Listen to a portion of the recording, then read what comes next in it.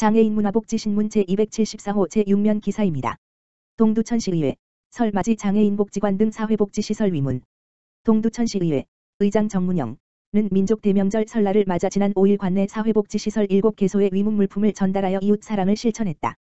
코로나19 예방을 위해 마스크 착용, 발열 체크, 손 씻기 등의 방역수칙을 준수하였으며 사회복지시설 1개소만 직접 방문하여 애로사항을 청취하는 시간을 갖고 6개소에는 비대면으로 물품을 전달하는 방식으로 진행됐다. 동두천시의회는 복지시설, 동안지역아동센터, 동두천시 중증장애인 자립생활센터, 동행노인주야간보호센터, 보산지역아동센터, 동두천시 장애인 종합복지관, 참사랑요양원, 섬기는 노인주간보호센터에서 실질적으로 필요로 하는 물품을 사전에 조사하여 쌀, 과일, 간식류 등으로 구성된 위문품을 전달했다. 이날 정문영 의장은 코로나19로 인하여 어려운 상황 속에서 묵묵히 최선을 다해주시는 시설 관계자 여러분들의 노고에 감사를 드리며 앞으로도 지속적으로 어려운 이웃들을 살펴 소외계층 복지 증진을 위해 앞장서겠다고 전했다. 동두천시의회는 매년 설명절과 추석에 관내 사회복지시설을 방문해 소외된 이웃에 대한 지속적인 관심과 나눔을 실천하며 소통하는 열린 의정을 실현하고 있다. 동두천시 노점상협회 한우리, 농아인협회의 백미 50호 전달.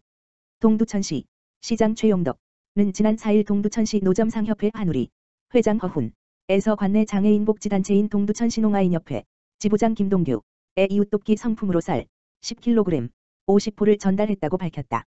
한우리는 매년 관내 사회복지시설에 이웃돕기 상품을 기탁하고 주기적으로 신시가지 일대의 환경정화 봉사를 실시하는 등 지역사회를 위해 활발히 활동하고 있다. 허훈 상인회장은 코로나19로 인해 모두 힘든 시기이지만 특히 장애인 복지단체는 경제 상황과 관련 없이 항상 어려움을 겪고 있기에 상품을 전달하고 싶었다며 기탁한 상품은 복지사각지대의 노인 생계곤란 장애인에게 전달해달라고 소감을 밝혔다.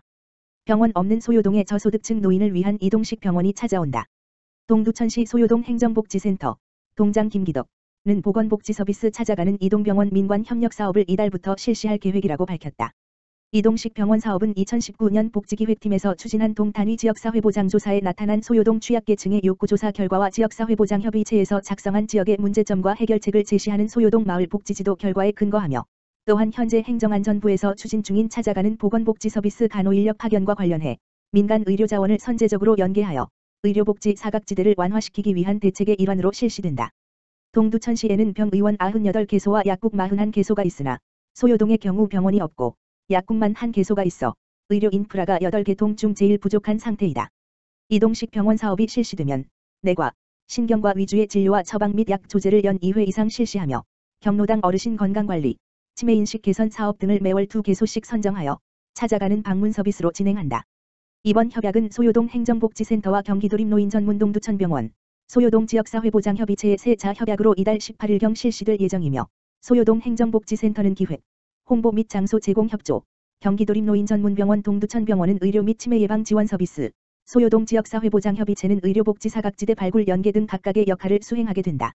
소요동 업무 관계자는 이번 이동식 병원 협약은 지역사회 건강서비스 연계 기반을 구축하고 의료 취약계층인 노인의 무료 검진을 통한 건강관리로 의료복지 체감도를 높이는 데 크게 기여할 것으로 보인다고 전했다. 남양주시 예방접종 추진단 구성으로 코로나19 백신 접종 사전 준비 철저.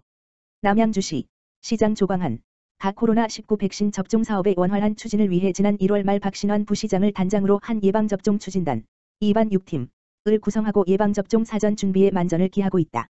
예방접종 추진단은 남양주 보건소장을 반장으로 한 실무 추진반, 상황 총괄, 접종센터 운영, 대상자 관리, 과 행정기획실장을 반장으로 한 행정지원반, 콜센터, 설비지원, 대응지원으로 구성되어 있으며 시는 예방접종 추진단 외에 지역의사회, 약사회, 경찰서, 소방서, 병원, 자원봉사센터 등 유관기관 관계자 16명으로 이루어진 지역협의체를 조직하고 긴밀한 민관협력을 통해 예방접종을 차질 없이 준비해 나갈 예정이다. 또한 시는 기존 국가예방접종사업 지정의료기관 230개소와 위탁계약을 체결하고 하반기부터 접종센터 2개소를 추가로 운영하여 집단면역 형성을 위해 오는 11월까지 전체 시민 72만 명 중 70%에 해당하는 50만 명의 접종을 완료할 방침이다. 예방접종은 백신 물량이 확보되는 대로 진행될 예정이며 접종 우선순위에 따라 1분기에는 요양병원 입소자 종사자, 고위험 의료기관 종사자, 2분기에는 65세 이상, 의료기관 재가노인복지시설 종사자, 3분기에는 19 물결표 쌓인 64세 성인, 4분기에는 2차 접종자, 미접종자를 대상으로 접종을 시행할 계획이다. 남양주보건소 관계자는 신속하고 안전한 백신 접종으로 코로나19 바이러스가 지역사회 내에서 전파되는 것을 차단하고 시민들의 일상을 회복하는 데 기여하도록 최선을 다하겠다라고 전했다. 한편 코로나19 백신 예방접종 기간은 올해 2월부터 12월까지이며 접종 백신의 종류로는 화이자 모더나, 접종센터, 코박스 아스트라제네카 얀슨, 의료기관이 있다. 재단법인 남양주시복지재단 3일 공식 출범식 개최. 재단법인 남양주시복지재단 이사장 조영일 2-3일 다산행정복지센터 내 복지재단 사무실에서 출범식을 갖고 공식적인 활동을 시작했다. 이날 출범식에는 조광한 남양주시장과 이철영 남양주시의회 의장을 비롯해 이순선 경기사회복지공동모금회장, 복지재단 임직원 등이 참석했으며 출범식은 코로나19 확산 방지를 위해 최소한의 인원으로 진행됐다. 특히 권덕철 보건복지부 장관은 서한문을 통해 깜짝 축하 인사를 전하며 코로나 위기 상황에도 불구하고 복지재단 설립에 힘써주신 조광한 시장님을 비롯해 모든 관계자분들에게 감사의 말씀을 전하며 복지재단이 지역복지 발전에 선도적인 역할을 해줄 것을 기대한다라고 복지재단에 대한 기대감을 내비쳤다.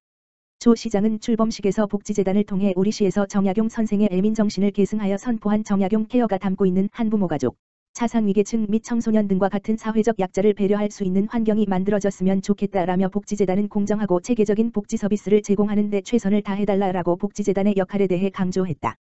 앞서 시는 시민들의 삶의 질 향상과 보다 촘촘한 복지안전망 구축은 물론 남양주형 사회복지 전달체계를 만들기 위해 지난해부터 복지재단 설립을 추진해왔다. 이를 위해 시는 복지재단의 출범을 목표로 경기복지재단을 통해 설립 타당성 검토 연구 용역을 완료하고 복지재단 설립 및 운영에 관한 조례를 제정하는 등 준비에 박차를 가해왔다. 또한 임원 추천위원회를 구성해 임원을 선정한 후 발기인 총회를 거쳐 경기도의 재단법인 설립 허가를 신청하고 지난해 11월 30일 복지재단 설립 허가를 최종 통보받아 12월 법인 설립 등기를 마쳤으며 2021년 1월 사무국 직원 채용을 마지막으로 출범 준비를 끝마쳤다. 앞으로 남양주시 복지재단은 사회복지 분야 조사 연구 복지 프로그램 개발 보급 사회복지 시설 지원 및 각종 분야 컨설팅 복지 자원의 공정한 배분 체계 구축 등 다양한 맞춤형 보건복지 서비스를 제공할 예정이다. 남양주시 복지재단 우상현 대표이사는 복지 서비스에 대한 욕구가 날로 증가하고 있는 지금 개인이 처한 어려움을 더 이상 개인의 몫으로 남겨두지 않고 사회적 약자가 체감할 수 있는 보다 촘촘한 사회 안전망을 구축하기 위해 복지재단에 주어진 사명과 역할에 최선을 다하겠다라고 포부를 밝혔다. 서울시 장애인 인권 증진에 헌신한 시민을 찾습니다. 서울시가 남다른 노력과 의지로 신체적 정신적 장애의 어려움에도 자립에 성공한 장애인 당사자와 장애인 인권 증진에 기여한 개인과 단체를 발굴하여 2021년 장애인 인권 분야 서울시 복지상을 시상한다. 서울시 복지상 장애인 인권 분야은 2005년부터 시행하여 올해로 17회째를 맞이했다.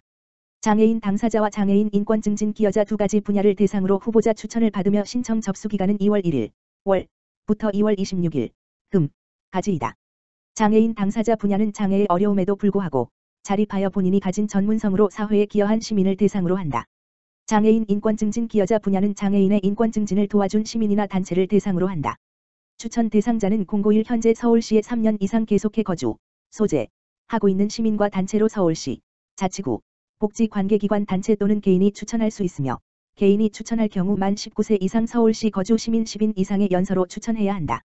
추천받은 대상자는 학계 전문가 장애인 단체와 지난해 수상자 등으로 구성된 공적심사위원회의 심사를 거쳐 장애인 당사자 분야 4명, 대상 1, 최우수상 1, 우수상 2, 및 장애인 인권 증진 기여자, 단체, 분야 2명, 최우수상 1, 우수상 1, 총 6명을 최종 선정하며 4월 20일부터 4월 26일 장애인 주간에 시상한다.